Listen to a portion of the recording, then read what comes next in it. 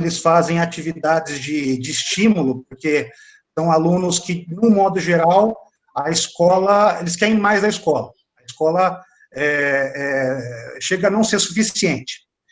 Nós temos as salas de recurso, cada sala de recurso tem um professor, e até onde é possível, tem oficineiros que levam temas diversificados para os alunos nas suas áreas de interesse. Né? Então, aqui nós temos professores de várias cidades. Eu sou de Londrina, eu estou conversando, assim, as pessoas que eu conheço mais próximas são as pessoas com quem eu convivo em Londrina, não nesse momento, estou saudoso desse convívio, mas, por exemplo, a Fran é de Sertanópolis, a Eliane é de Cambé, temos aqui de várias cidades do Paraná. Sim. O Gás está falando de São Vicente. Eu estou em São Vicente no momento, estado de São Paulo, embora eu teria que estar em Goiás por causa do pós-doutorado, mas como não tem atividades no espaço físico da universidade, né, então agora a gente fica em qualquer lugar do planeta e consegue se conectar. Né? Enquanto a internet estiver mais ou menos. Sim, eu acho que a gente pode começar, Nassi. E aí eu já quero até aproveitar o gancho do Gazi, assim, né, que para a gente é uma delícia, um prazer recebê-lo, assim, poder conversar com você, né, assim, a gente ganhou muito com a pandemia, com a possibilidade desses encontros, porque isso, quando a gente pensava em convidar ou alguém tivesse contato com os nossos alunos, aí tinha toda aquela coisa de dar passagem, de trazer, criar esses momentos presencialmente, e aí, diante dessa possibilidade do trabalho remoto, do trabalho, assim, não presencial, e a gente foi se adequando e no final das contas, foi um presente, porque esse momento, né, de estar com uma pessoa como você, ocupada, com todos os afazeres, esse momento que a gente pode compartilhar nessa tarde é muito importante para a gente. Então, seja bem-vindo, fique à vontade, nós estamos todos aqui, assim, curiosos para saber um pouco do seu trabalho, então, fique à vontade, eu acho que o Nassi vai conduzir um pouquinho, mas eu quero só deixar o nosso muito obrigado, nosso agradecimento por você tirar um tempinho aí dos seus afazeres para conversar conosco. Seja bem-vindo aqui. Vou pedir licença para te apresentar, Gazi, daí você me corrige se eu tiver errado alguma coisa aqui. Gente, primeiro, para quem não me conhece, eu sou professor da oficina de fanzines, né? Nossa oficina aqui, meu crachazinho, eu sou o Nassi. Nossa oficina é o Fanzinaz, que está crescendo, e quem não conhece tem nossa página agora, nosso perfil no Instagram, Fanzinaz. Isso, Fanzinaz tem no Instagram, é a nossa oficina de fanzines, de comunicação e de artes gráficas, tá bom? Então, eu vou apresentar aqui nosso convidado, o Gazi. Esse aqui que eu fiz um crachá para ele também, é a página dele, é o canal dele no YouTube, é o Gazini, tá bom? Então, vamos lá. Gazi Andraus é pós-doutorando pelo PGA-CV, da Universidade Federal de Goiás. Doutor pelo ECA, da USP, Escola de Comunicação e Artes da USP. Mestre em Artes Visuais pela Unesp, pesquisador e membro do Observatório de Histórias em Quadrinhos da USP, Criação e Ciberarte da Universidade Federal de Goiás, Éticas Artísticas e Processos de Criação. Também tem vários artigos e textos no meio acadêmico, em livros, acerca de histórias em quadrinhos e fanzines, bem como também é autor de HQs e fanzines na temática fantástico-filosófica. Né? O Gazi tem uma experiência muito bacana nesse universo e, com muita honra, dou a palavra ao mestre Gazi. Bom, boa tarde.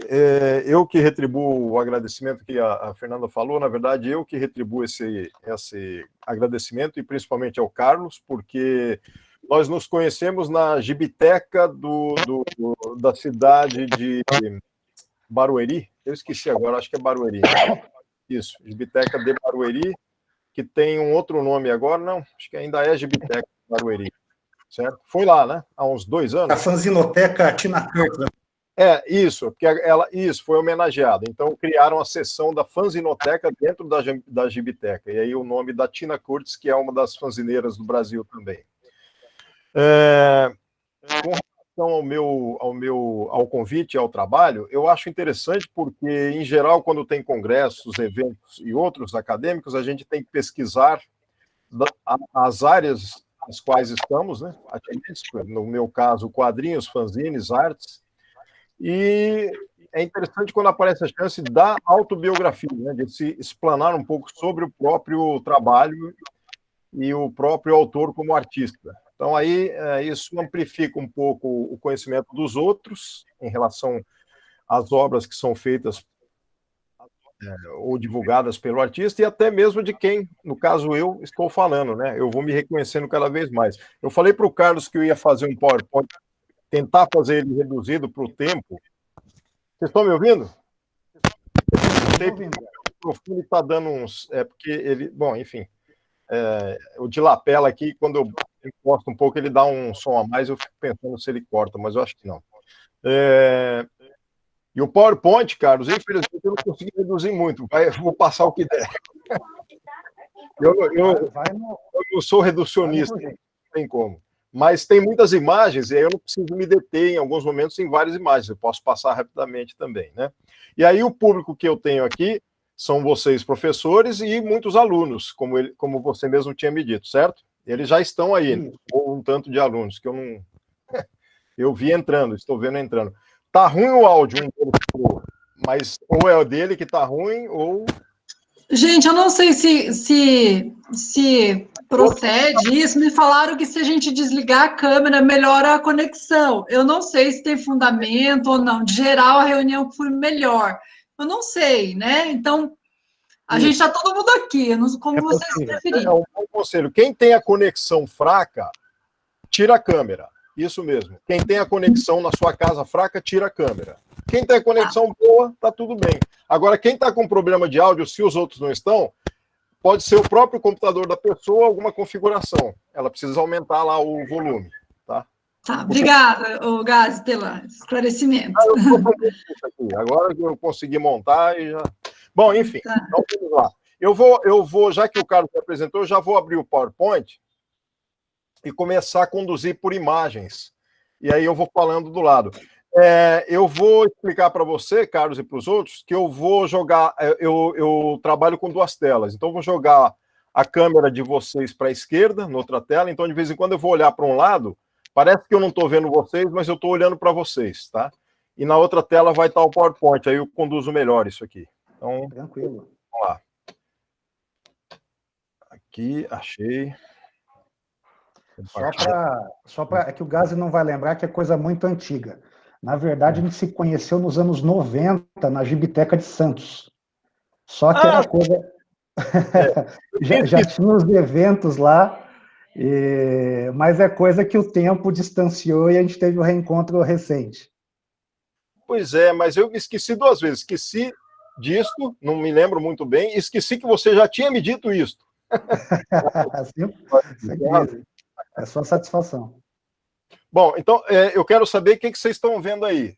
Entrou o PowerPoint, né? Porque aqui o slide completo. Tá. Então, vocês estão vendo, eu coloquei o cartaz que o Carlos fez, né, para apresentar. Eu nomeei como as HQs e os zines na minha vida de artista humano. Vocês vão entender o humano no final da fala aqui. Carlos, quando tiver... Eu estou olhando aqui o relógio, tá? O meu prazo ainda é como é que é? Às 16... Não, a gente está colocando, de um modo geral, são 60 minutos.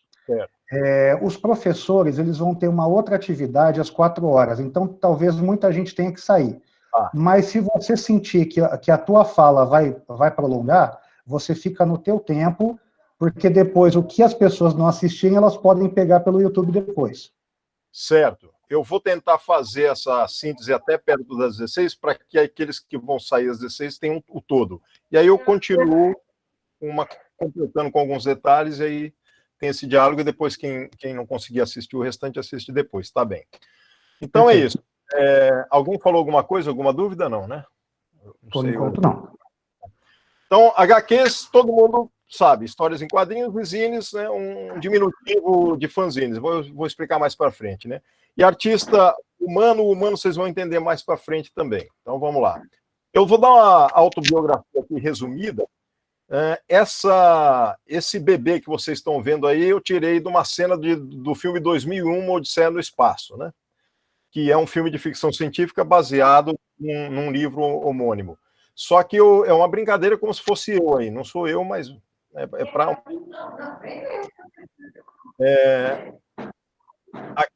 eu acho que alguns talvez tenham que tirar o microfone, né?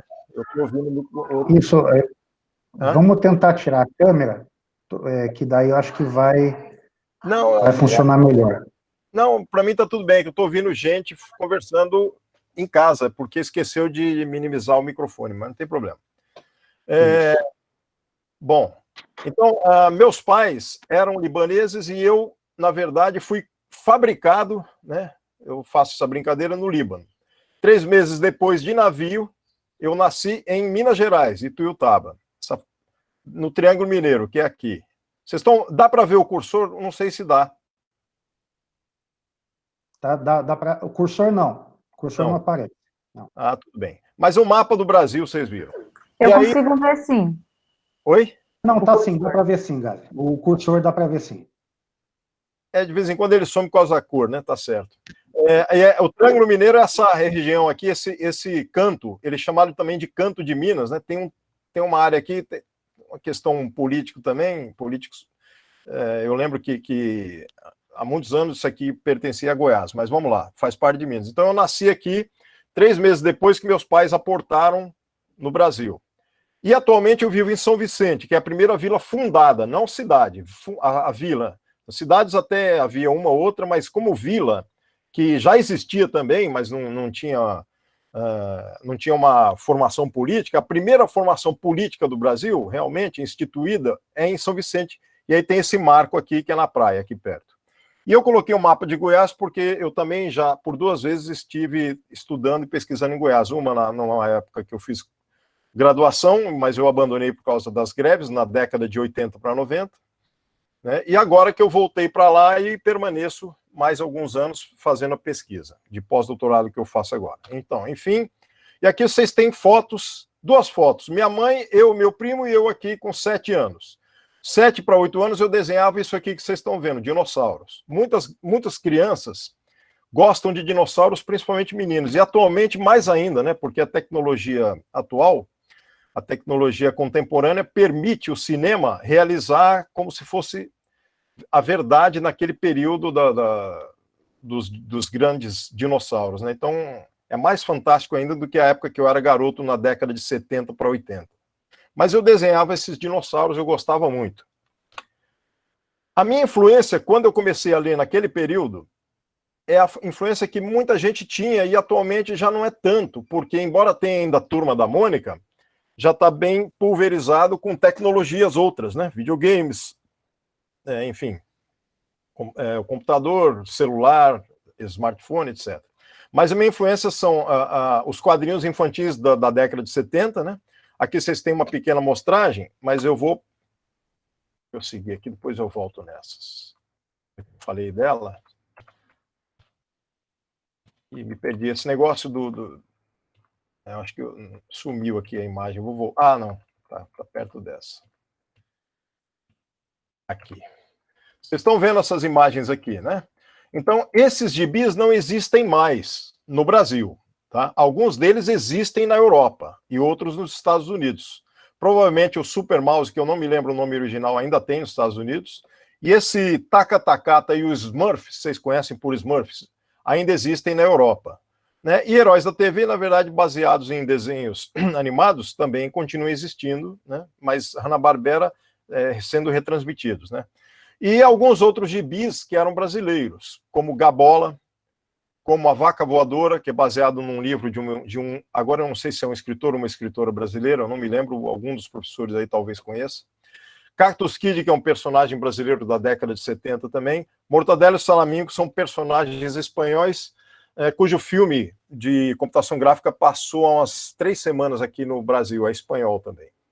Enfim, essas foram as minhas influências iniciais, quando eu tinha entre os meus 7 a 11, 12 anos. Né? E nesse período, ocorreu que meu pai teve um bar-restaurante comercial. Hoje em dia nós temos por quilo, né?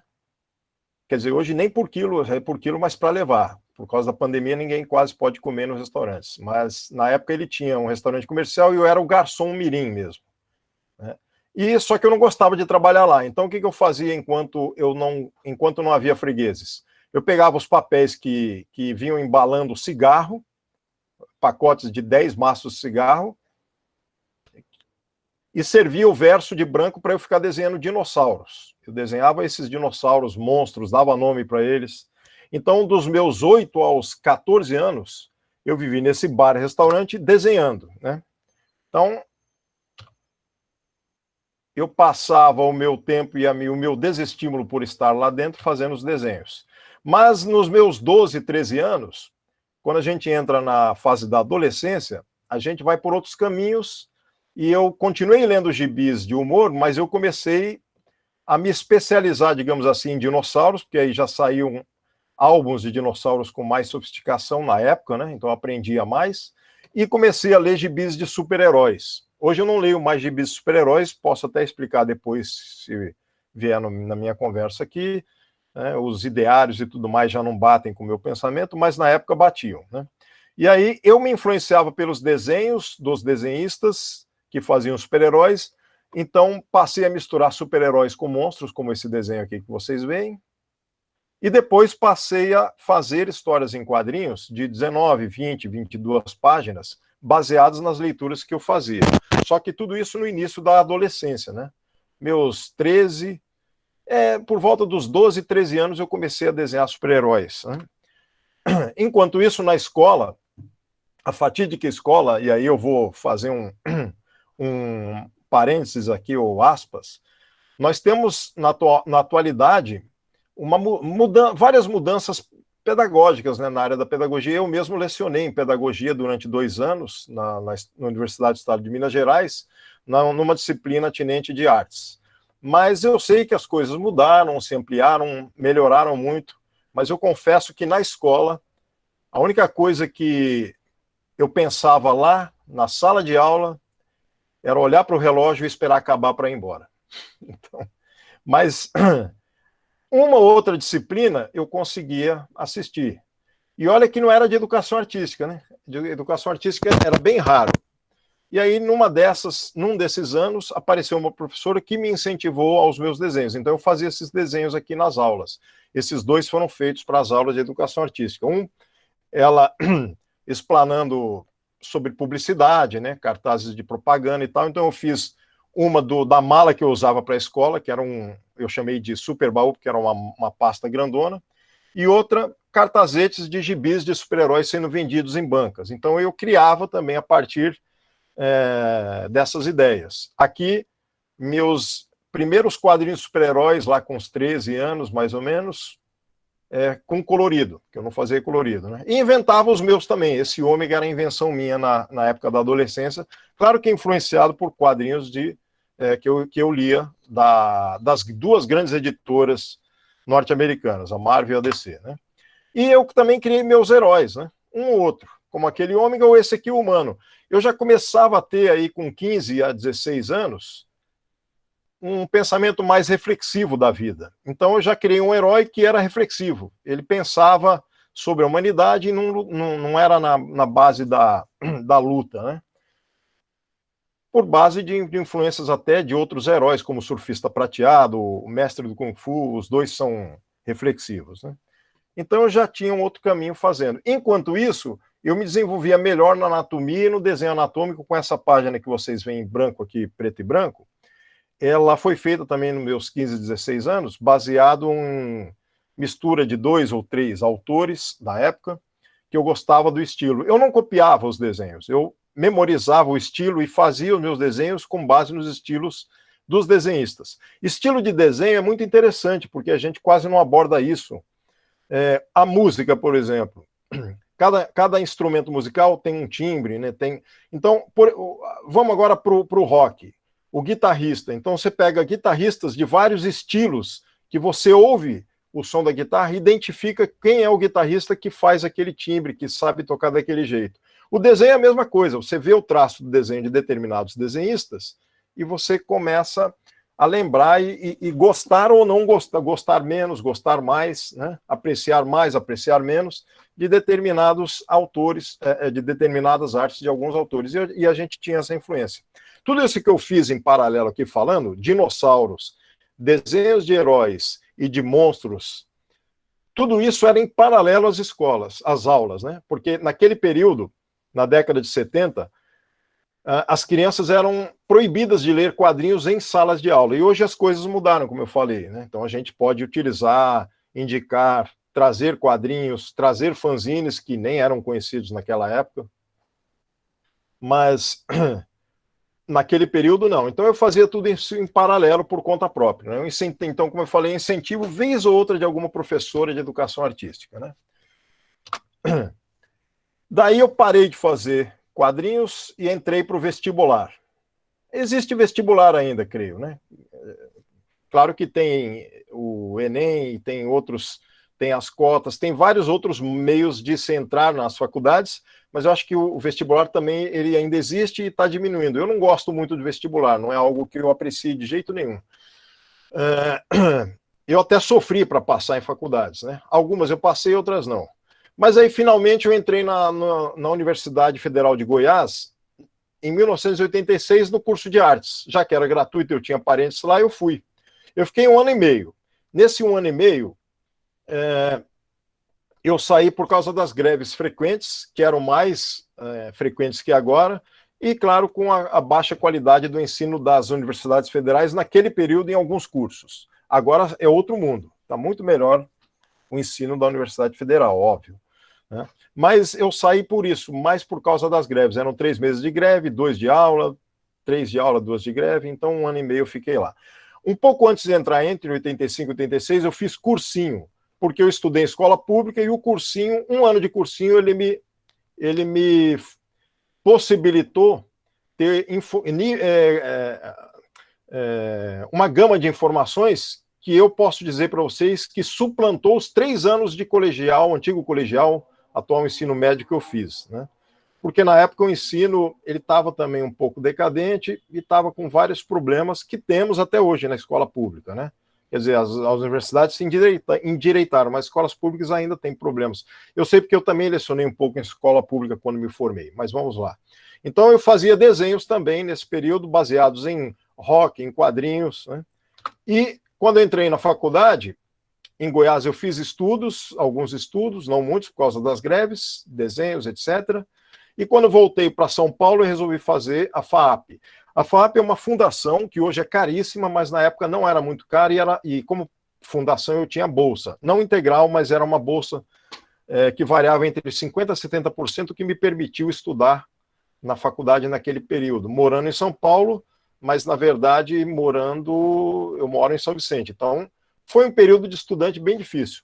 Mas eu aprendi muitas técnicas na área das artes plásticas que eu vinha a utilizar depois nos meus quadrinhos autorais atuais. Então aqui tem os desenhos de sala de aula, né?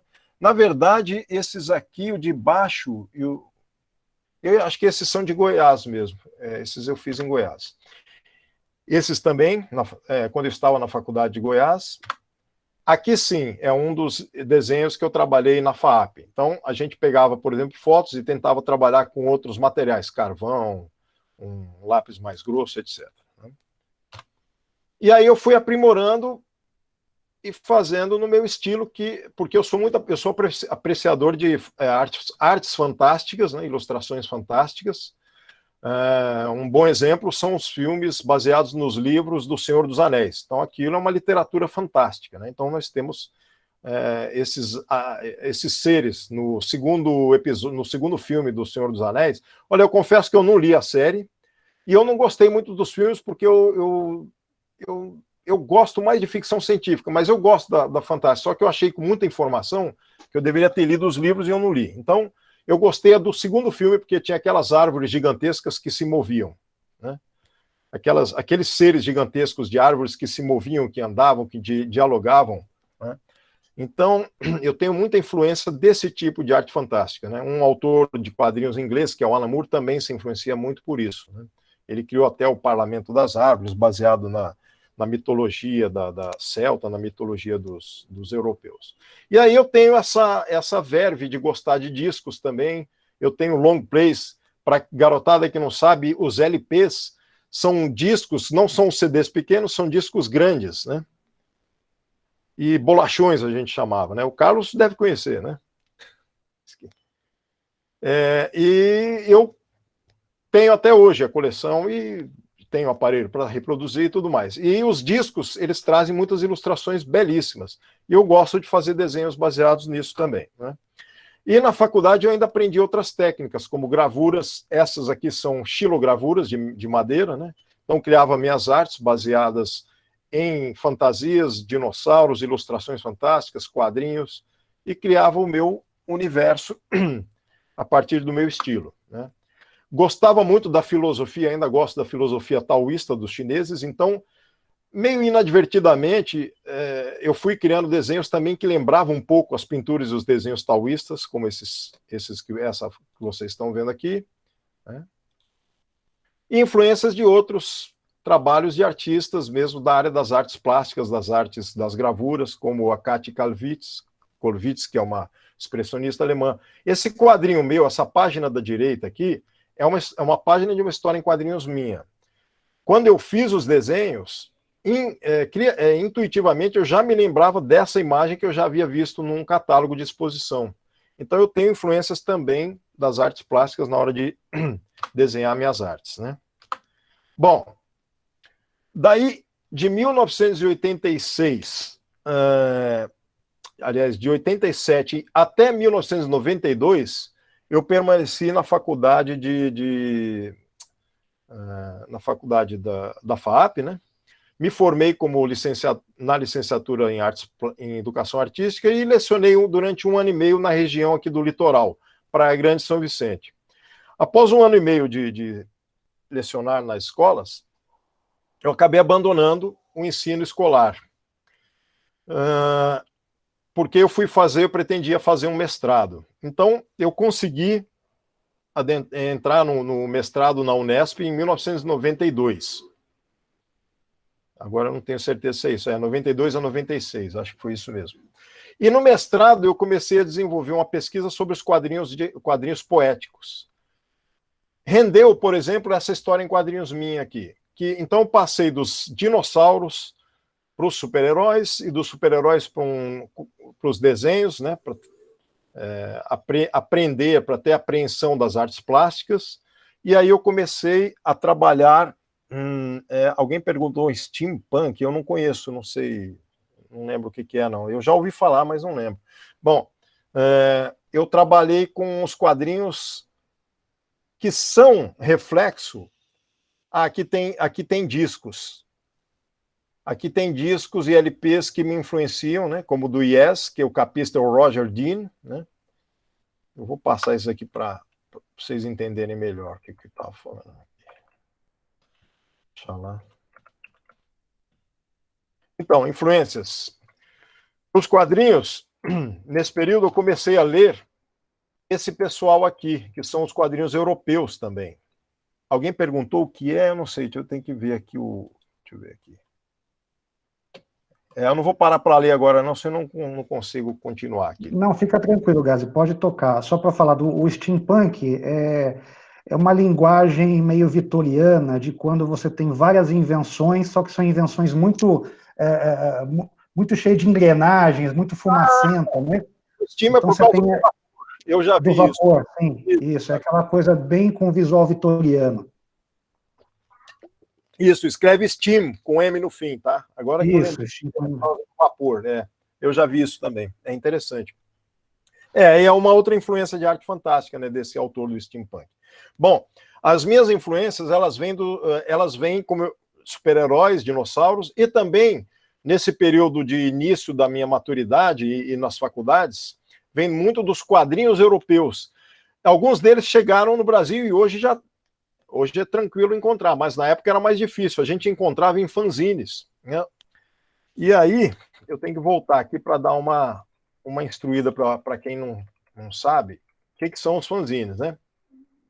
Os fanzines são revistas independentes e o Carlos Nassi eu tenho aqui de modelo, eu tenho que ver se aparece aqui. Tá aparecendo? Tá, né? Então, esse aqui é um fanzine da escola, né? Do fanzinar. O fanzine nada mais é que uma revista, o pessoal do Carlos sabe, mas vamos lá para quem não sabe. É uma revista independente feita por você mesmo. O blog, que está em extinção porque está em desuso, é uma espécie de fanzine mais atualizado virtual, tá? Porque a pessoa pega, cria o seu blog e põe o que quiser nele lá, o que gosta. Fanzine é mais ou menos isso.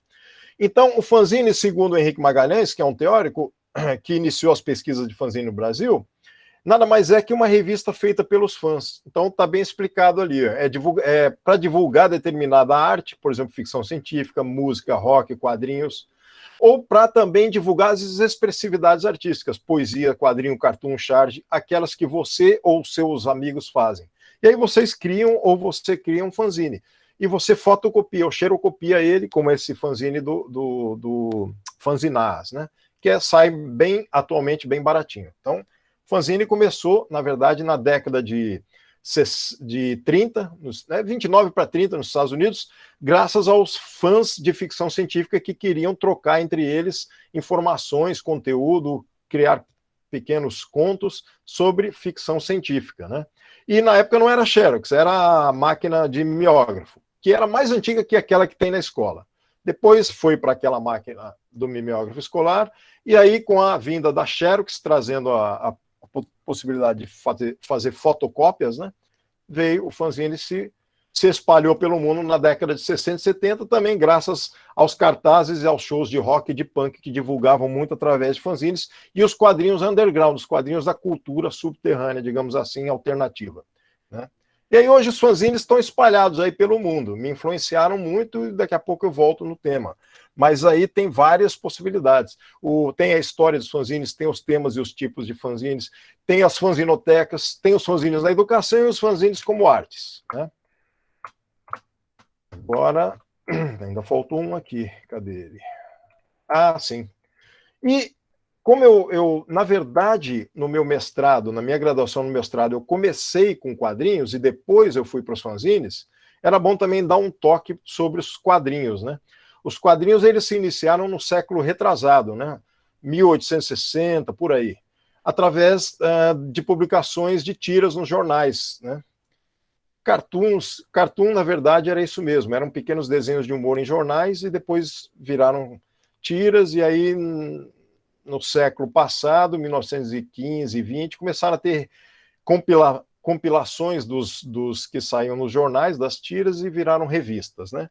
E tem vários nomes mundo afora, né? Então aqui a gente chama de histórias em quadrinhos, ou HQ, o nome gibi é para as revistas que publicam. No Japão são mangás, na Itália fumetti, que é a fumacinha, o balão de fumacinha aqui de pensamento, bande dessinée, que é igual a banda desenhada, que é igual a tira desenhada em Portugal e na França, comics nos Estados Unidos, historieta na Argentina, na Espanha. Nona arte seria já a inserção dos quadrinhos como arte, né? Porque eles foram bastante perseguidos na década de 50, do século passado, e hoje elas são uma arte muito valorosa, né? Então, os quadrinhos e agora os fanzines começam a ter o seu valor de quase igual qualidade, né?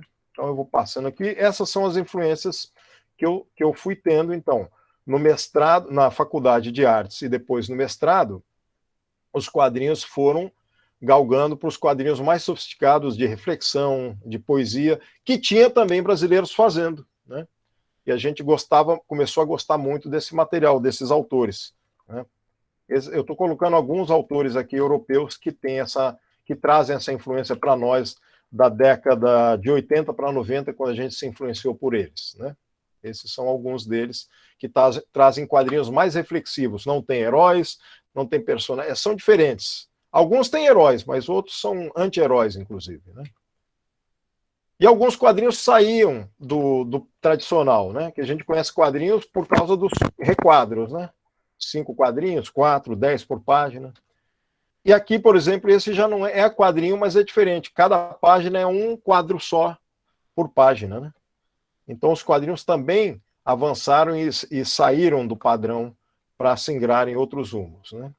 Já os fanzines, qual é a relação deles comigo e com os quadrinhos? Bom, eu vi os fanzines pela primeira vez em 1986 para 87, quando eu estava em Goiás. Me apresentaram os fanzines como uma revista de quadrinhos que eu nunca tinha visto antes em banca em lugar nenhum, porque eram feitas e produzidas por um grupo de estudantes de universidade em paralelo às bancas, às editoras. E aí eu soube que eu poderia participar também, né, fazendo os meus quadrinhos. Aí eu voltei a fazer quadrinhos. Eu tinha parado de fazer quadrinhos para fazer estudos na Universidade de Artes, né? Fazia muito pouco quadrinho lá. E aí passei a voltar a fazer quadrinhos para valer quando, no meio da faculdade, no início para o meio da faculdade em São Paulo de Artes, eu comecei a ter o contato com os fanzines. Aqui tem 2 fanzines para vocês terem noção de lugares de lugares distintos onde eles são produzidos. Esses aqui são do Sul, né? E esse aqui eu fiz uma capa para ele, esse aqui eu fiz outra capa. Esse ser aqui que eu chamei de Yara, ou eu não lembro mais que nome, era mais porque para refletir assim um traço ou um desenho diferenciado. Então a gente faz, vocês veem que os estilos são diferentes também. A gente vai, no fanzine a gente tem a possibilidade de trabalhar as artes de forma criativa e libertária, porque fanzine não visa lucro, porque não tem editora por detrás, então a gente publica como quer, né? Então é bem interessante. E aqui o meu início nos fanzines. Não foi em especial esse número aqui, mas foi no fanzine Barata, que é de Santos, já não existe mais. Então eu comecei a publicar, na primeira vez que eu publiquei no Barata, eram 3 histórias em quadrinhos, uma delas era essa, Viu Existência. Vocês veem que eu tenho referência de quadrinhos europeus e um pouco de super-herói, porque essa manta desse ser aqui é meio de super-herói o desenho, mas a reflexão que ele faz não é de super-herói, porque é a morte se apresentando para a vida. Então é bem interessante, é um outro percurso de quadrinhos que eu fui singrando e outros amigos meus também, através do conhecimento e do reconhecimento dos quadrinhos europeus e dos fanzines em geral, né? E influências outras, como a música. Então, quando eu escuto música, hoje em dia não tanto mais, porque eu virei tão racional que eu perdi um pouco dessa qualidade, que eu ainda tenho, mas um pouco mais difícil de abrir. Porque no meu doutorado eu tive que ser muito cerebral para defender a tese do uso dos quadrinhos na universidade. Lembrando que nós temos o valor dos quadrinhos atualmente, no século XXI, ano 2020, mas até 1999, 2000, eles ainda não tinham esse valor, não. Então a gente teve que lutar muito para isso, né? E eu entrei na universidade para trabalhar isso também, para fazer coro junto com os outros pesquisadores, e muitos deles são quadrinistas também no Brasil, para fazer avançar o valor dos quadrinhos no Brasil, no mundo e no Brasil, né? Mas esse quadrinho específico, eu ainda estava com uma influência muito alta, muito forte das músicas, né? Então eu estava escutando uma música do grupo U2. Bom, para quem quer saber que estilos que eu ouço, né? Talvez fique curioso. Eu ouço músicas clássicas, não muito, mas ouço. Músicas instrumentais em geral, até árabes. Agora eu ouço bastante rock progressivo, muito. Um tanto do heavy metal, né? E um pouco de rock pop a variar, né? Na época do U2 da década de 80. E aí uma das músicas me influenciou tanto, que eu estava escutando, que eu visualizei esses 3 primeiros quadrinhos e aí desenhei. Na hora que eu pulei para desenhar ouvindo música, eu desenhei as 3 páginas desse sujeito aqui. E a última página não apareceu? Era para ter aparecido, não sei o que houve. Vocês não estão vendo, né? A última. Não, né? Não, ficou só a tela azul. Pois é, eu coloquei, não sei porquê, mas vamos lá, eu vou resumir. Esse ser está crucificado, está gritando. Quando ele se acalma, na última página que não aparece aqui, a cruz cai e ele está liberto. E aí não se sabe por quê. Na verdade, porque se você olhar o meu desenho bem de perto, aí não vai dar onde vocês estão, talvez, mas no fanzine impresso, ele está crucificado porque ele quer, não tem nada prendendo ele na cruz. Então, é uma metáfora humana similar à dos quadrinhos europeus que faziam histórias em quadrinhos com metáforas, né? Então, é mais ou menos isso. Não sei porque não apareceu. E tem outros quadrinhos meus, como esse aqui, que é um quadrinho poético, fazendo uma relação da mãe, que seria a mulher, mas com a mãe natureza também, né? E outros, né? Bom, aí eu vou pular para poder avançar um pouco. E os projetos que eu comecei a trabalhar e fazer na época que eu conheci e fui à frente dos fanzines. Eu criei meus fanzines também. Esse aqui é um deles, né? Que é o HQ ao quadrado. Vocês estão vendo aí, né? Capa amarela. Então, esse HQ ao quadrado é um dos fanzines que eu criei naquele período. Deu para ver? Deu, Carlos? Deu, né? Dá para ver sim, Gazi. Eu criei também o Homo Eternos, que foi o meu pivô naquele período. O que é o Homo Eternos? São 4 fanzines contendo histórias curtas de reflexão, e cada capa desses 4 fanzines tem um ser crucificado com uma árvore, um toco de árvore por detrás. Só que esse toco, em cada um dos números, vai se tornando numa cruz. E a última capa vai delineando um desenho por vez, até na 4ª capa formar os 3. Vocês repararam aqui?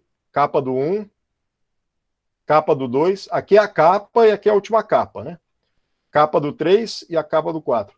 Foi um projeto fechado que eu fiz, e aqui ele encadernado. E eu enviei ele para um fanzine chamado IQI, Informativo de Quadrinhos Independentes. Esse fanzine existe até hoje, vocês vão poder acessar se quiser em PDF gratuitamente no site Marca de Fantasia. Depois eu posso passar isso para vocês. O fanzine QI, não o Homo Eternos, né? Mas através do fanzine QI vocês ficam conhecendo um monte de trabalhos da época, da década de 80 para 90 e até os de hoje. Ele divulgava o QI, os fanzines que eram lançados no Brasil, né? Então a gente mandava para ele uma cópia e ele era o nosso co-editor, né? Não oficial, né? Porque o fanzinato ninguém trabalha por lucro. Aliás, para os professores de plantão, tem uma vantagem de se trabalhar com fanzines nas salas de aula. Eles desenvolvem o senso fraterno, o senso de amizade e não o senso de competitividade, porque você não vai fazer um melhor que o outro para ganhar um prêmio ou para vender mais, já que ele não tem oficialização como venda, né? Você vai trocar, vender a preço simbólico por correio, etc. Então, tem uma outra, e vai trocar também ideias, cartoons, charges, contos. É bem interessante o universo dos fanzines. Ele veio criado em paralelo àquilo que é oficial e ele resiste até hoje porque o ser humano, criativamente, ele precisa ter o seu desenvolvimento, né?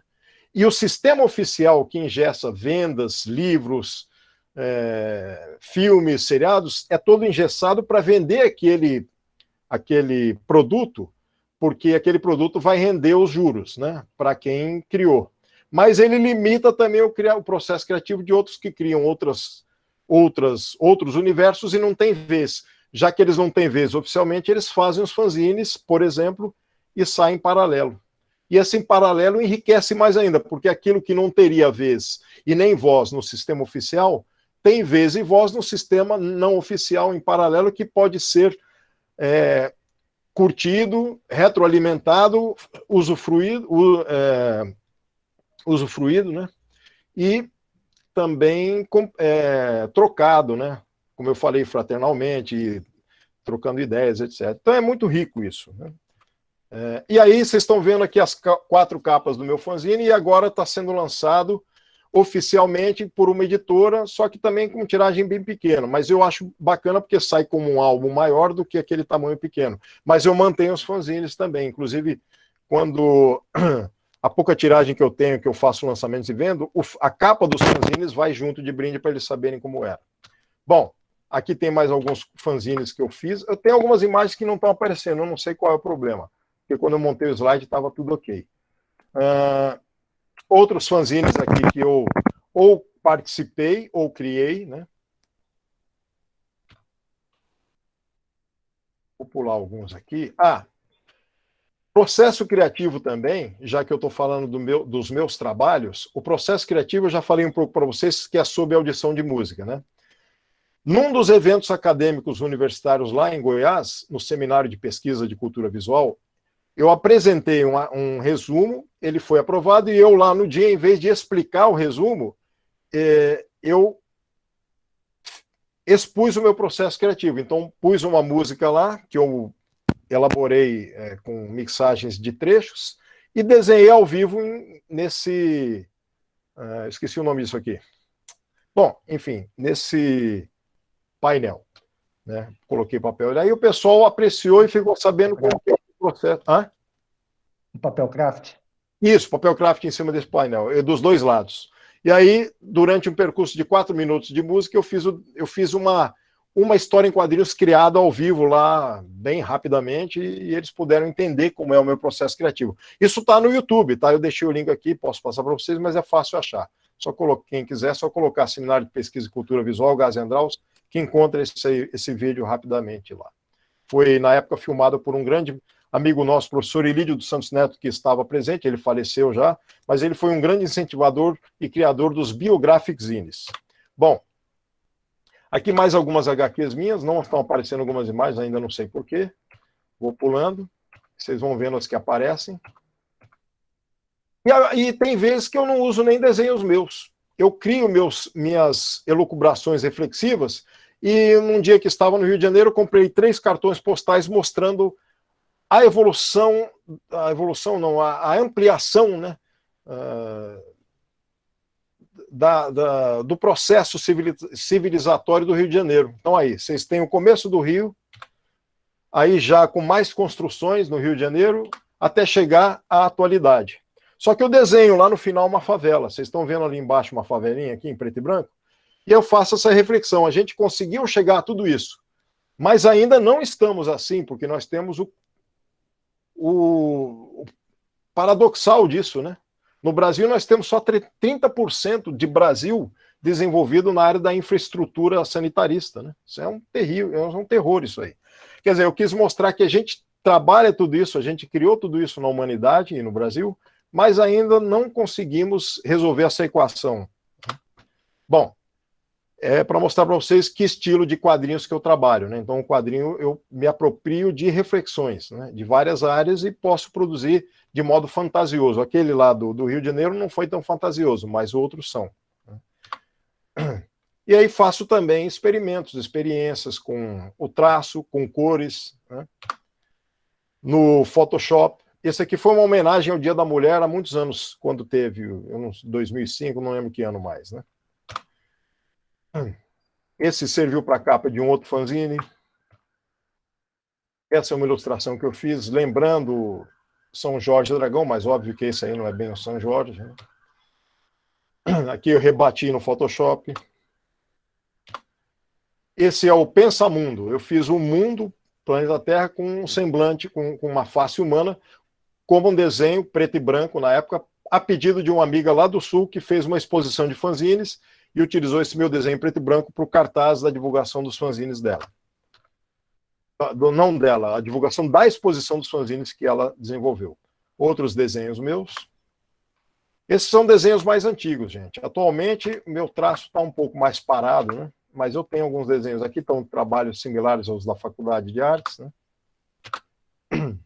Até meio humorístico, né? Ou de ilustração eu tentei. E esse aqui é um trabalho de faculdade também. Na época que eu trabalhei junto com pintura, fanzines e quadrinhos.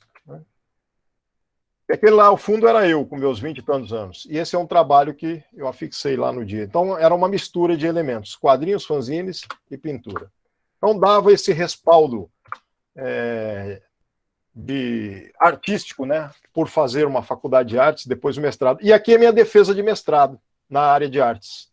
Lá na Unesp eu pude defender fazendo uma história em quadrinhos ao vivo. A pessoa entrava na sala de aula e eu estava lá atuando antes de explicar a minha defesa.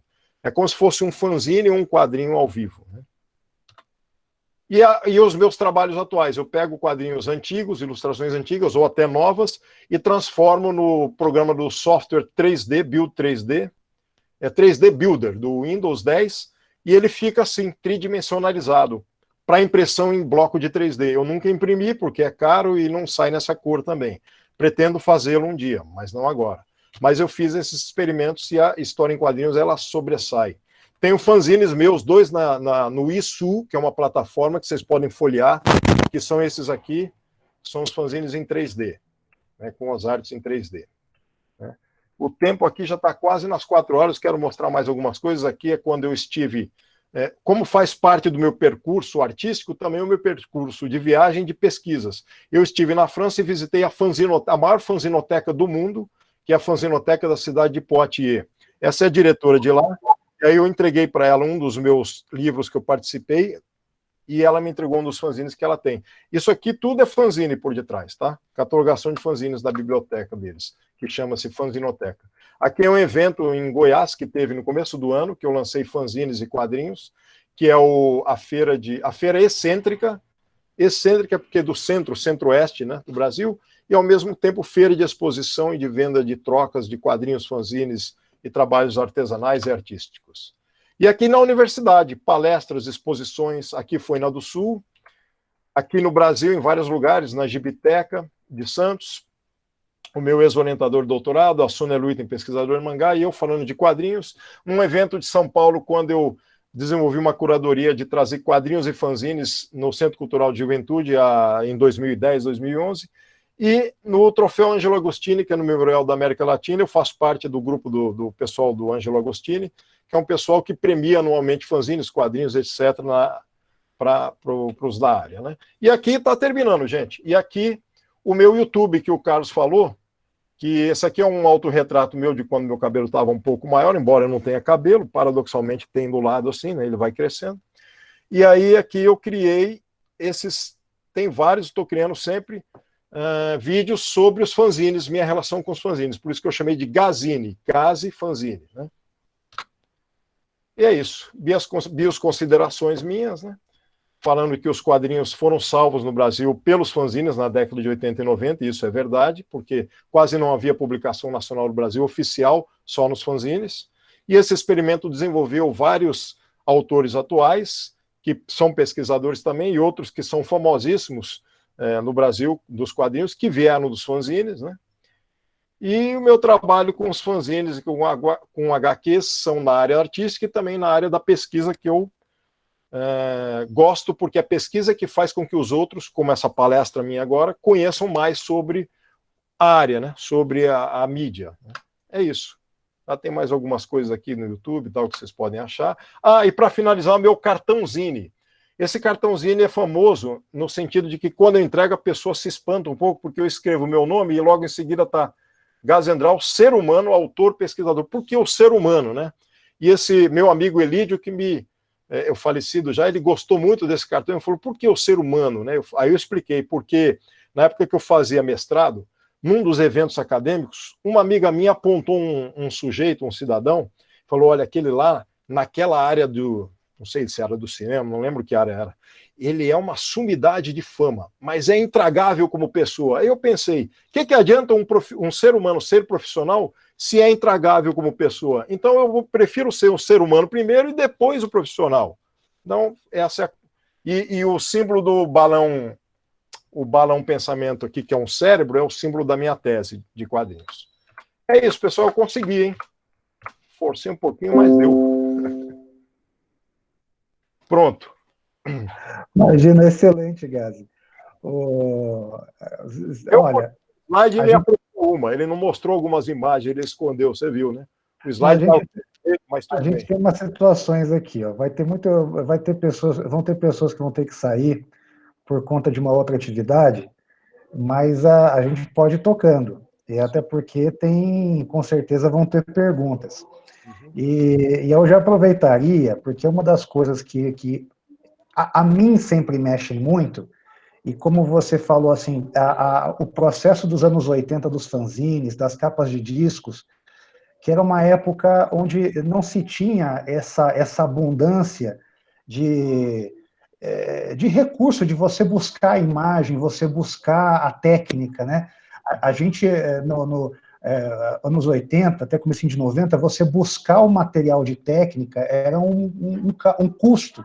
E os fanzines, eles não só traziam coisas europeias que não eram publicadas no meio comum, mas também eles revelaram talentos que estão aí hoje no mainstream, nas coisas, grandes criadores de hoje, que que são recorde de venda, que são artistas reconhecidos, eles começaram dessa forma muito alternativa, né? Então, de repente, citar isso aí, o Valdomiro Vergueiro, sempre que tem alguma coisa referente a quadrinhos no Brasil, algum livro, né? Vai ter a professora Sônia, o professor Valdomiro, o Jal, né? E é um pessoal que experimentou de tudo numa época onde não tinha esses recursos que a gente tem hoje, né? Sim, sim. Eu tenho até aqui eu não estou me vendo aqui para eu saber se está aparecendo para vocês, mas deve estar, né? Bom. Eu estou vendo, né? Sim, está aparecendo do ficção. Chamado, que é uma homenagem a um personagem do Enfio. Para a pessoa, geração nova que não conhece o Enfio, foi um cartunista dos anos 80 e 90, irmão do sociólogo Betinho, que foi muito famoso. Lembra do sociólogo Betinho, que morreu de hemofilia? Betinho é da hemofilia, da campanha de alimentação, né? Morreram de AIDS, porque eles tinham que transfusão de sangue e acabaram pegando AIDS, porque na época do início da AIDS não se sabia disso, e quem tem hemofilia tem que fazer transfusão de sangue, né? E o Enfio era um deles. Mas eu estou te mostrando isso porque esse aqui é do Henrique Magalhães, o editor de fanzines e de quadrinhos. E é o que ele fazia na década de 90, 2000. Ele fazia os fanzines de informações, de textos, de quadrinhos, de tiras, né? Falando até do primeiro fanzine brasileiro aqui, que é o Ficção. Então, assim, e desse universo, como você falou, saíram muitos quadrinistas também e pesquisadores, isso mesmo. O Henrique Magalhães é um deles, né, que foi o pivô da pesquisa dos fanzines no Brasil, por exemplo, né? E aí, vamos citar quadrinistas famosos atualmente. Eu não sei, muitos não conhecem, mas tem o Laudo Ferreira Júnior, que fez uma trilogia chamada Yeshua, sobre a vida de Jesus Cristo. Você chegou a ver, Carlos? O Laudo é uma riqueza. Eu tenho o Yeshua aqui. Vou achar aqui, já pego. Esse Yeshua é uma riqueza. Mas a gente pode citar vários que vão no Pasquim, né? O Pasquim é conhecido. O Pasquim, sim. O Pasquim, inclusive, teve problemas na ditadura, né? Também. Sim. E pode citar o Laerte, e o Angeli, o Luiz G, esse pessoal aí trabalhava com o fanzine inicial, eu esqueci de pôr a imagem dele aí, que é o Balão. Foi o fanzine da década de 70 que eles fizeram na faculdade, lá perto da USP, na arquitetura, e é o primeiro fanzine de quadrinhos de renome, assim, né, que a gente pode dizer. E o Laerte estava nisso, né? Então o Laerte, quando é entrevistado, ele fala, não, sim, o fanzine, ele menciona até como um fanzine, né, o Balão. Isso, esse é o Yeshua. O Yeshua é uma trilogia para quem quer conhecer um pouco da visão de um quadrinista que tem sobre a época de Cristo, mas ele fez uma pesquisa com vários conceitos até de vários pesquisadores da Bíblia e até mesmo o conceito que ele tinha. Ele criou uma vida de Cristo ali que é pessoal, mas é riquíssima, né? Até mesmo, e o desenho, mostra um pouco do desenho. O desenho tem um estilo único também, né? Não dá para ver muito, acho que qual da câmera. O laudo, essa aqui então só para comentar, que o que ocorre. Para nós, assim, eu vou falar nesse momento, pedir licença, falar enquanto oficina. Uhum.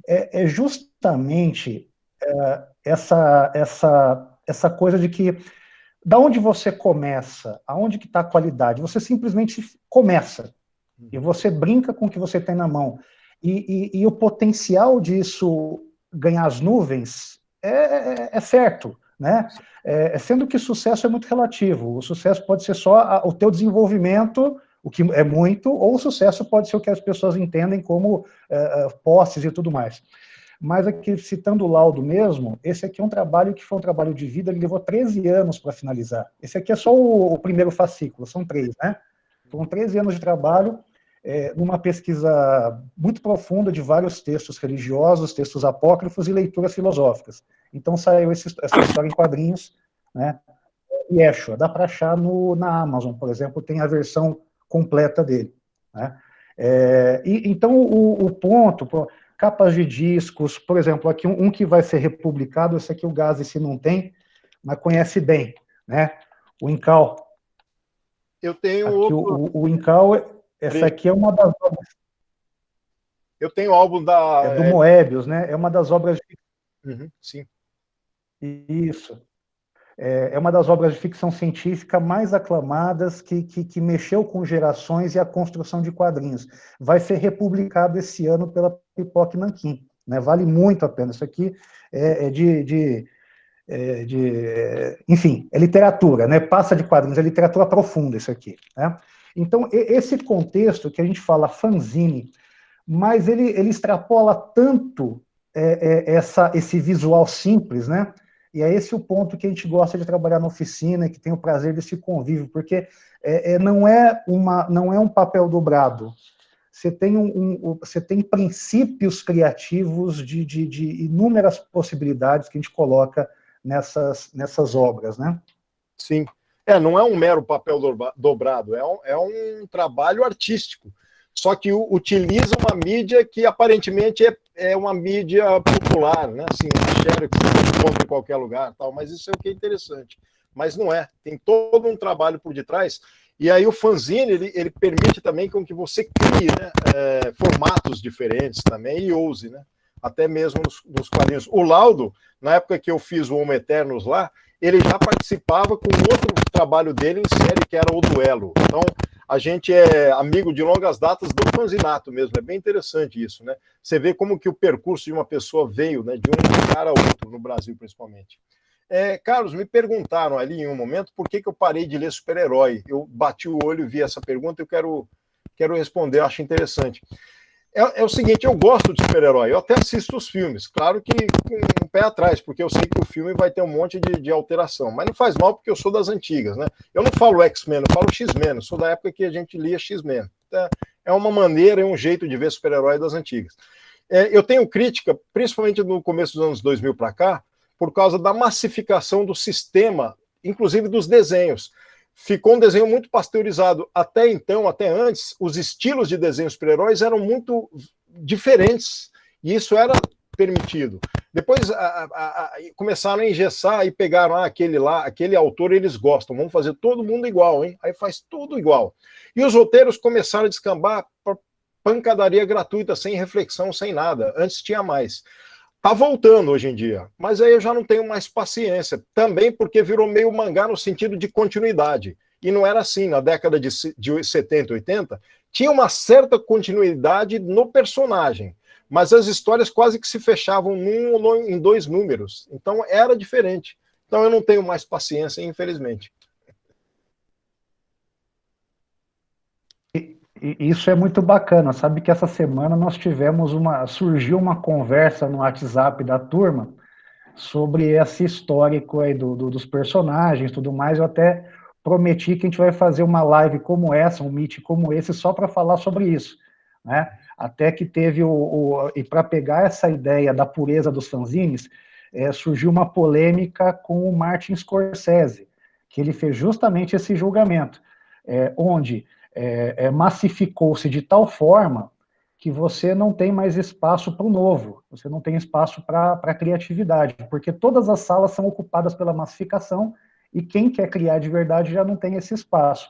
E é isso que você citou, quer dizer, quando você tem um fanzine, você tem, de fato, a pureza da criação, né? Ele não tem que passar por padrões de editoriais, né? Que o editorial está preocupado com a venda, o fanzine não, o fanzine é a tua expressão, e nesse processo, de tempos em tempos, é que surgem as novas tendências, porque essa pessoa teve a chance de criar. Sim. No fanzine, o editor e o autor é você ou o seu grupo, né?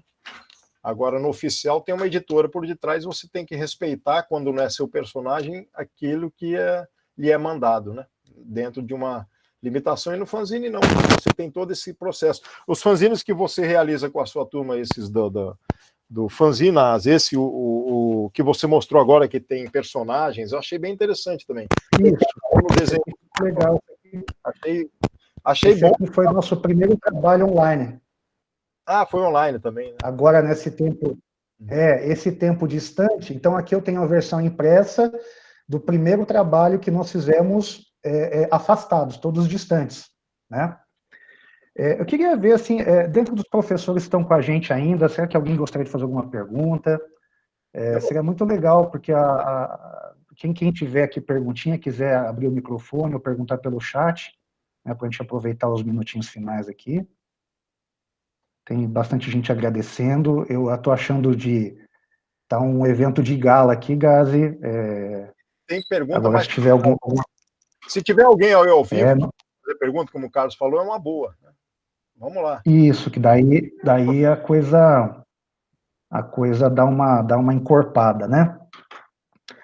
Mas agora os discos, você citou capas de disco, né, Gazi? Isso por exemplo, a gente vai ter no rock progressivo, anos 80, 70, você tinha capas que a arte da capa eram telas gigantescas que depois eram fotografadas e virava a capa do disco, que tem mais ou menos 40 por 40 centímetros, né? E naquela capa de disco, que tinha, quer dizer, que você tinha muitos autores que vinham da Europa, os autores da capa europeus ou americanos, eles tinham um escopo de estudo, eles tinham um potencial de pesquisa muito maior do que nós tínhamos. Então a gente fala do rock e as capas de disco, mas era essa coisa porque mexia realmente com a fantasia da gente, vindo de um lugar que tinha mais recurso de pesquisa, né? E aí isso mexeu com todo o fanzinato, né? Sim, principalmente na época. Tem uma diferença interessante daqueles períodos para agora. Agora a gente pode ter acesso a tudo isso. Não, o disco também, mas o disco é caro, o LP é caro. Você pode baixar as músicas, né, por exemplo. Você tem acesso a tudo isso. Mas antigamente você tinha. Por exemplo, eu vou dar o meu exemplo aqui. A gente ia na casa de um amigo um pouco mais abastado que a gente, porque o LP na época era caro também. Então a gente não comprava, era raro. Era raro comprar, não era sempre. Mas sempre tinha um amigo que podia comprar. A gente ia até a casa dele, levava fitas cassetes, fazia uma reunião de audição do disco com ele, dava as críticas, as resenhas, tudo aquilo que é feito hoje online, a gente fazia em grupo ao vivo, né, como amigos. E a capa do disco rodava de mão em mão e a gente ficava imaginando, olha essa trilha perto dessa capa. Era fascinante. E no final a gente dava a fita cassete para ele gravar o disco ou fazer umas misturas de outras faixas. Quer dizer, havia mais tempo de audição e de apreciação das ilustrações, da arte. Hoje em dia nós temos tudo isso. Até eu estou assim. Nós temos tudo isso. Mas a fruição foi comprometida, né? Não consegue fruir e não tem a fruição por causa da pressa. É interessante o que você falou também, né? Então, antigamente, a gente tinha um disco, escutava esse disco meses e a capa estava na mão e ficava imaginando. Hoje você tem dúzias de discos de uma vez, não escuta direito e não vê direito. Mudou muito, né? E aí a garotada é inteligente. Agora, não sei como isso afeta na questão sensorial, né? De percepção, de desenvolvimento da expressividade artística. Isso eu ainda não sei. Sim. Marcela Canônico com a gente também. Alguém tem alguma pergunta, gente? Eu quero, Nasce, perguntar. Olá, professor Gazi, tudo bem? Tudo. Um prazer conhecê-lo. Obrigada pela contribuição riquíssima para nós. Eu sou professora de sala de recurso e gostaria que o senhor pudesse ainda deixar para nós uma dica.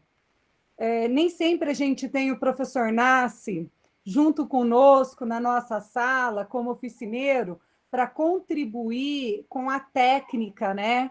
Com esse lado artístico, para que a gente possa desenvolver a criatividade dos nossos alunos. E retomando a sua fala, no início da sua biografia, você comentou pouquíssimos professores estimulavam, incentivavam você a dar continuidade nas suas criações. O que nós, professores de sala, que não somos da área técnica de arte, poderíamos fazer para contribuir? Você acabou de me dar uma excelente dica falando sobre os LPs. Eu ainda tenho aqui em casa vários. E tenho e tenho um carrossel ali que pode... e aí eu vou tentar fazer essa dinâmica com os alunos para eles criarem desenhos a partir da escuta de um disco. E aí eles vão criar uma capa. Quer dizer, você me deu uma ideia de uma atividade. Pode criar capa, pode criar também ilustrações, fanzines. Uhum. Mas eu queria, de maneira geral, como nós, professores da sala, poderíamos dar esse incentivo, essa motivação até para aqueles que ainda não se descobriram, porque tem muitos alunos que não se perceberam ainda, né, no interesse. Bom, em matéria em questão de técnica artística, eu acho que o Carlos desenha mais que eu. Eu estou meio parado, mas em questão de desenvolvimento artístico, o que você falou, na verdade, você tem que dar um impulso inicial. Quando você fala para uma turma assim, vamos desenhar, já é um problema, porque a maior parte não desenha porque no circuito escolar a gente vai parando de desenhar para dar lugar aos estudos com letras, com palavras, né? Então vai deixando. E aí o desenho fica primário. Eu, por exemplo, sou analfabeto musical. Eu não aprendi técnica nenhuma de música, eu não sei tocar nada. Eu sou frustrado por isso, de não saber tocar algo, pelo menos, né? Uhum. E o desenho, as pessoas não percebem, mas elas são também aleijadas do desenho, né? Não vão fazer palitinho, né, para o ser humano. Perfeito. Uhum. Não tem problema fazer palitinho, é que parou no ABC, né, sem saber desenvolver mais. O que eu posso sugerir para você é sempre estimular, mas não jogar o desenho como única modalidade. Você falou do desenho, pode ser, mas você leva também material de recorte e colagem junto.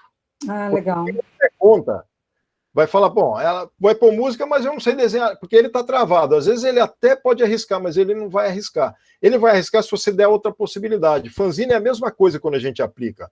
Ah, mas nós vamos desenhar, fazer fanzine? Não, tá cheio de revista ali. Ó. Você pode, com a sua criatividade, montar conceitos e ideias através de recortes escolares e arriscar umas escritas e arriscar um desenho seu, se quiser. Aí a pessoa começa a aceitar um pouco mais. Falar, então tá, se eu posso cortar e colar, isso eu sei fazer. Né? Uhum. É um começo. Né? Então eu sugiro misturar e não deixar só no desenho, porque aí trava uma boa parte. Com recorte e colagem já facilita. Aí, Grata, professor. Aliás, tem muito fanzine, o Carlos deve conhecer, muito fanzine que é... Isso aqui antes do computador, eu acho. É recorte. Pega e monta.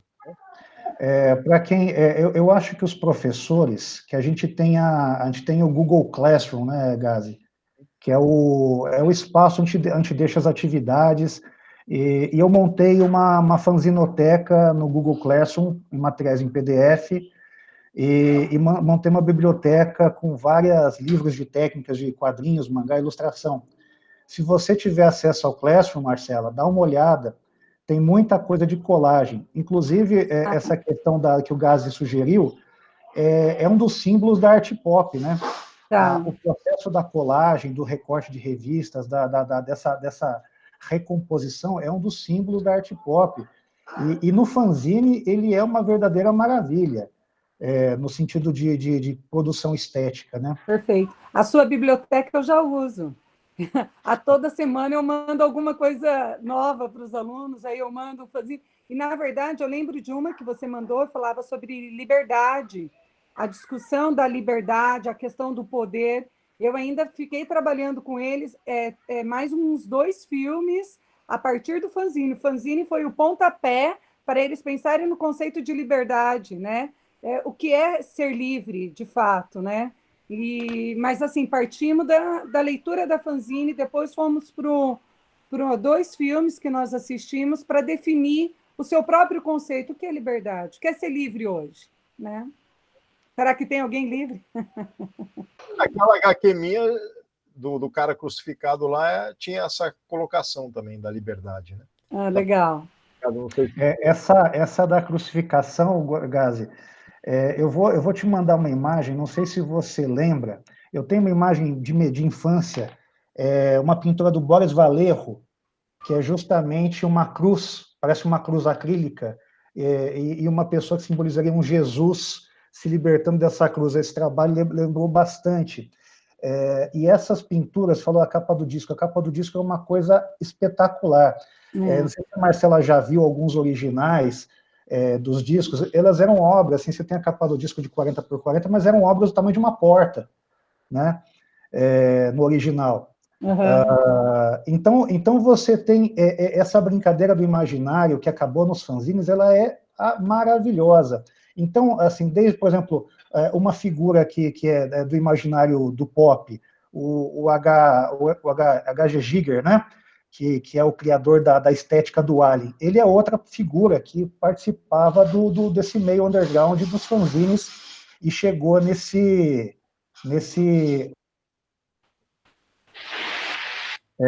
o Giger, né? E chegou a esse estrelato de referência de cinema, né? E por aí vai. Vamos trocando ideia, Marcelinha. Você me chama aí, viu? E o Gazi. Muito obrigada. Né? Mas a ideia da Marcela é boa, é só deixar esses elementos a mais para aqueles que se assustarem com, vou ter que desenhar. Perfeito, perfeito. Já anotei aqui. Pessoas, alguma curiosidade, gente? Por favor, aproveitem aí uma pessoa com muita experiência e muita pesquisa. O Gazi é uma enciclopédia. Tem alguém com alguma pergunta? Eu queria fazer uma pergunta. Faça aí, Gabriel. Oi, Gazi, tudo bom? Muito prazer em conhecer. Eu gostei muito das suas artes, principalmente na área filosófica, né? Obrigado. Gostei muito. Eu queria te perguntar, você falou assim dos X-Men e tal, o que você acha da cultura oriental? Mangás, animes, você acha que é uma arte? Olha, eu confesso que eu não conheço muito, mas o pouco que de um tempo para cá eu comecei a conhecer melhor, eu vi que é riquíssimo também. É uma cultura pessoal, uma cultura deles que impacta o mundo todo, né? Eu não gosto muito da estética do desenho dos mangás. Aí é uma questão de estética, né, do desenho. Mas eu li algumas HQs e entendi que eles fazem misturas de elementos, de mitologias. O maior exemplo é o Zodíaco, o Cavaleiro do Zodíaco. É uma mistura de mitologias, né? Eles fazem uma miscelânea lá que captura a psique de todo mundo, né? De todos os jovens, eles acabam adorando. Eu entendi. Agora, tem uns mangás que são para adultos que são muito bons, no caso, reflexivo. Por exemplo, tem um que é Na Prisão, e eu tenho esse mangá. É um japonês que foi pego, não lembro bem porquê, e foi preso durante um período. Não foi assassinato nem nada, foi um roubo, alguma coisa simples, mas ele foi preso. E ele é quadrinista, e ele fez uma história em quadrinhos baseada nele na prisão, como que é a prisão. Você lê e você entende que a prisão no Japão funciona e você vê por que funciona. Então você aprende muita coisa.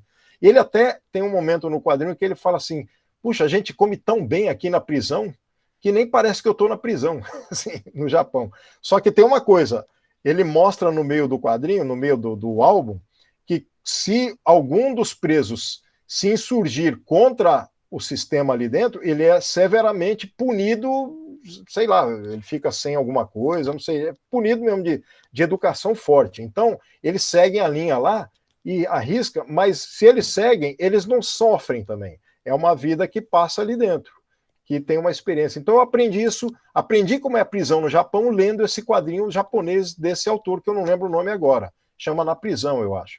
Então, a minha leitura do mangá seria mais por esse caminho, embora eu reconheça a qualidade do mangá em geral. Mas eu vou repetir, não sei porquê, mas eu não gosto da estética do mangá. Eu gosto dos filmes de seriados japoneses da década de 60 e 70, quando eu era garoto. O Ultraman e Ultra Seven. Esses dois.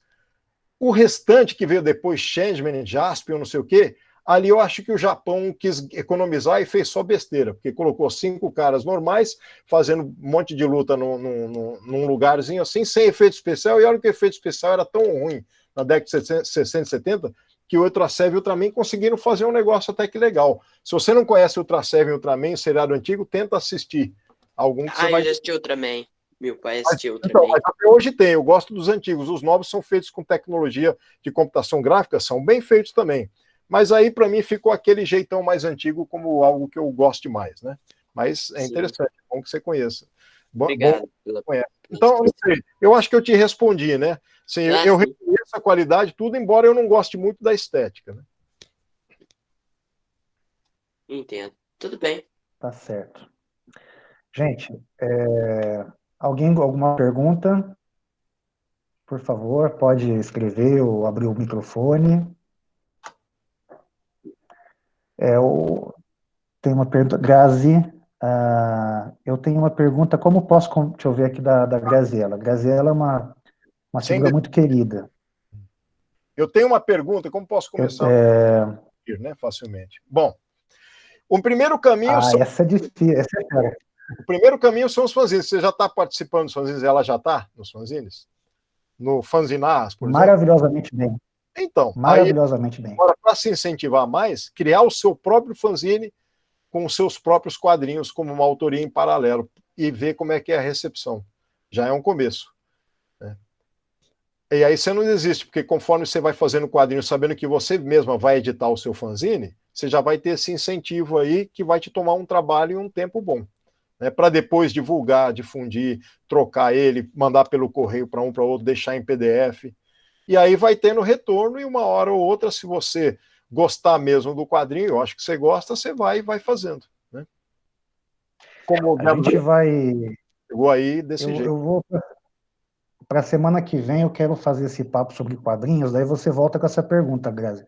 Eu vou aproveitar a fala do Gazi, é o Gazi e a Grazi. Vou aproveitar a fala do Gazi para colocar num outro contexto para você também, com outros exemplos que o Gazi está falando, está me vindo na cabeça aqui. Tá bom? Mais alguém aí, gente? Alguma outra consideração, Gazi? Você gostaria? Não, É tão apaixonante isso. Você sabe que foi nessa pandemia toda, foi a primeira vez que eu fiz uma live assim de palestra, agora que eu entendi como é que funciona, porque eu participo de reuniões, né? Hoje mesmo de manhã teve uma reunião da pós-graduação, mas é diferente. Assim é muito melhor. É interessante, porque você tem a interação. Eu copiei o chat aqui do lado para poder ler depois, porque eu acho que depois que a gente desligar, some, né? Ou a gravação mantém o chat também. Isso eu não sei. Some. Depois... Não, a gravação vai ficar vai ficar assim, quem está na voz, quem está falando na gravação ganha a tela cheia, e no caso, na sua apresentação, os slides ganham a tela cheia com você ao lado, na barra lateral. Mas e o chat do texto do escrito não aparece? Né? Não, o chat vai embora. Eu copiei e colei aqui no Word, para depois saber. Assim, eu gostei muito, é bem interessante para quem está assistindo, para conhecer o outro lado, o lado daquele que é artista, o artista pesquisador, né? E do meu lado, vendo uma grande gama de pessoas que talvez, bom, pessoalmente, também teriam vez no físico, mas no virtual você tem uma chance de pegar muita gente que não iria por causa disso, daquilo, aí não tem como não ir, a menos que não tenha conexão, né? Eu gostei do formato, é bem interessante. E a proposta é boa também, porque o pessoal que são os jovens, né, que estão trabalhando com isso, ou os professores que estão trabalhando com artes, têm outras visões de outros artistas, né, para ampliar ainda mais o leque, né, do cabedal que vocês têm aí para aplicar nesse projeto, que é bem interessante, esse Fanzinars. Realmente é um projeto, a sua ideia do fanzine é boa, e a ideia também do Narras, né? Narras. É muito boa, que eu não conhecia, conforme conversamos na época, né? Na GB. A gente está cuidando de deixar o NAS cada vez mais potente, né? Porque, como a gente percebe, as escolas, a gente sempre ouve de muita defasagem na escola, mas nós temos muitos talentos, muitos e muitos talentos, e jovens com capacidade intelectiva assim, bem acima da média, que acabam não sendo amparados, e o NAS ele vem para isso. Né? Às vezes vai se entender que um jovem ele até passa por uma situação problema, mas é porque ele está além de um contexto, né? E o NAS vem para isso. Então, a nossa satisfação de lidar com esse público é muito desafiador em muitos aspectos, e a oficina, eu tenho uma felicidade enorme de estar conduzindo ela há 6 anos. Né? Veio uma outra perguntinha aqui, Gazi, do Gabriel. Seu quadrinho infantil favorito? Você citou alguns nomes do passado aqui, que a molecada precisa conhecer, que são sensacionais, tipo Mortadela e Salaminho, mas outros quadrinhos do passado aí, infantis. Na atualidade, eu ainda leio e releio o do criador do Asterix, que é Snowgood. Não sei se já ouviram falar. Se eles já ouviram falar. Eu vou escrever Snowgood aqui para ele saber. Eu não tenho. É difícil, porque a editora que publicava no Brasil, ela era Record e os direitos mudaram na França e parou de publicar aqui. Eu tenho... O que é o Snow-Good? É uma fábula do Oriente Médio, que nem o Asterix, só que o Asterix é na Idade Média, né? Na idade da Império Romano, e a outra é do Califado Árabe. Só que com muito humor, histórias curtas e excelentes de trocadilhos também. Muito humor. Serve para criança, para jovem e para adulto, como o Asterix. Agora, do infantil, se eu fosse ler na atualidade, eu pegaria meus gibis da Turma da Mônica da década de 70, que eram diferentes, ou pegaria Luluzinha e Bolinha, vez ou outra, para dar uma... sei lá, uma... acalmada assim nas minhas preocupações, né? Porque é bem interessante. Mas eu gosto também do Recruta Zero. Os Smurfs, que são chamados de Smurfs, eu também gosto muito. É o mesmo caminho do Asterix e do Snow-Good. É europeu. O autor é belga, né? E o Smurf, na verdade, era Strumpf no Brasil. Mas é muito interessante porque, embora seja um trabalho para criança, o adulto também pode ler, porque tem lá umas doses de informações que são para o adulto. Como tem no Chaves e Chapolin, que muita gente reclama e por não conhecer, mas também serve para os adultos. Eu gosto muito. O Mickey e o Walt Disney eu não leio tanto mais, não. O Carlos, eu acho que o seu... Está travando aqui, eu não sei. Quem quiser, então, busca o Snow-Good, Eu não sei se é o meu ou se é o geral aqui que... Travou? O meu travada legal aqui. Não sei se é o geral. Gazi, vamos... Gente, se alguém tiver alguma outra pergunta, senão a gente encerra, porque eu estou sentindo que o sistema não vai aguentar muito mais aqui. Eu não sei de onde está vindo, de onde pode estar vindo o problema. Tá? Alguém gostaria de perguntar alguma última coisa? Não? Por enquanto está bom. Então, primeiramente, eu quero agradecer demais o Gazi. Eu vou encerrar, tá gravando aqui, eu vou parar a gravação agora. Eu copiei. Então, para quem... não, acho que a gravação está com o Guto lá, eu não consigo... Não, deixa eu ver aqui. Consigo sim, está aqui, aguenta aí. Deixa eu abrir a janelinha.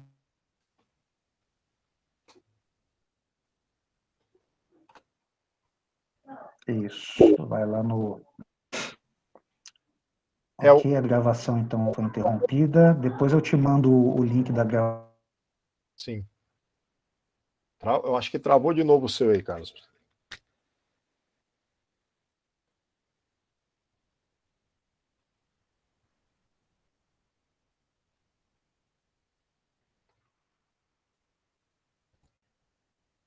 Tem alguém me ouvindo?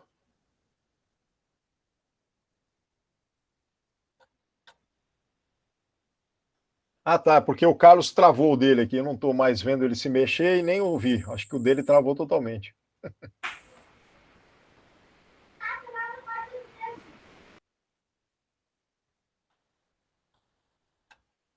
Vou esperar o Carlos voltar para dar a despedida aí, não sei se... Eu vou esperar para ver o que ele fala. Ele não voltou?